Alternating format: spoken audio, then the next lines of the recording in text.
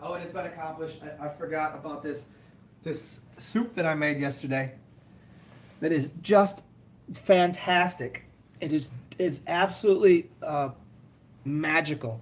It's a broccoli soup, but you start it different.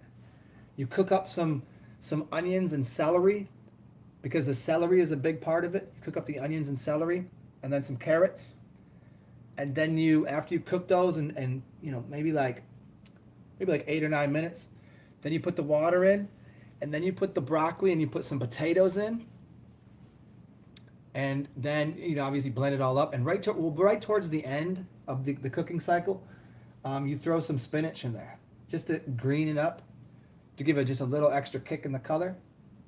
And so it's like green with highlights of, I forgot about garlic. Don't forget about the garlic. You always got to throw garlic in there. Throw the garlic in the beginning. So it's like really bright green with specks of the orange carrot. But then you have this flavor that is like, it's not all broccoli. It's still got a little heftiness of the potato, and then the celery adds a nice little interesting bit to it. And then you season it with the, you put the sage and you put the all of your standard herbs in there, whatever ones you choose, whatever you got around.